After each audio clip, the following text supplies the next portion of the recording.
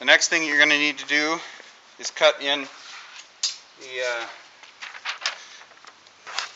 the bird's mouth on the bottom end of the rafter, right next to the square end. So this is essentially going to be just like that. We're going to cut a bird's mouth right here.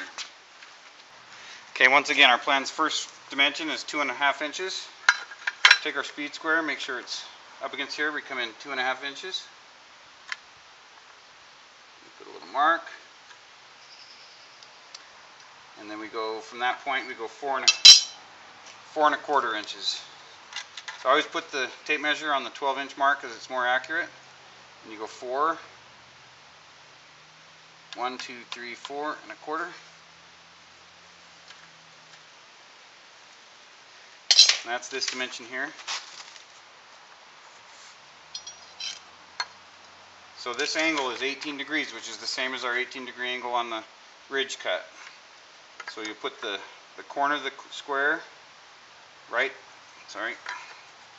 there, and once again you use your 4, line up the 4 mark, and that's 18 degrees, and you put the mark across there. And then it says that we need to go up 1.25 inches. So you mark 1.25 on your square, and then that line gets marked between these 2 points.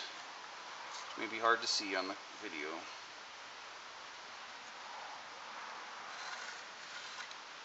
And there's your bird's mouth, see? So this is, we're going to cut this part out right here with our saw. So we'll do that now.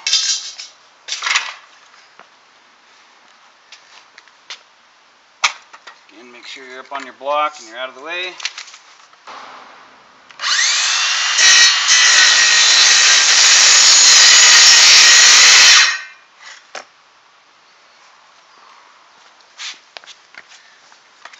You may need to lift up the guard so it doesn't catch.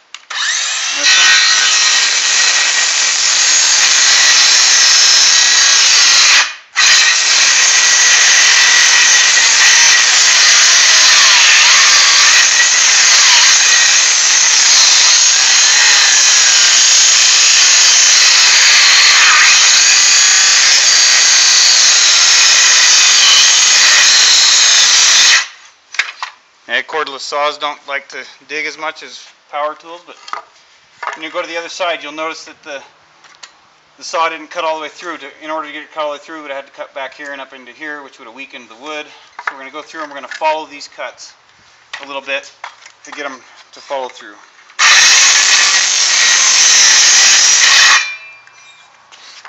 Let's overcut just a little bit. This will break off.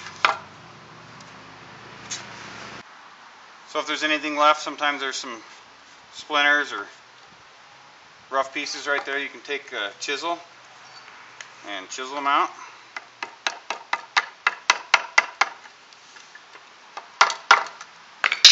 Clean it up.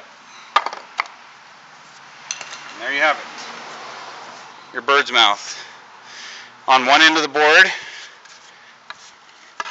and the ridge cut on the other end of the board.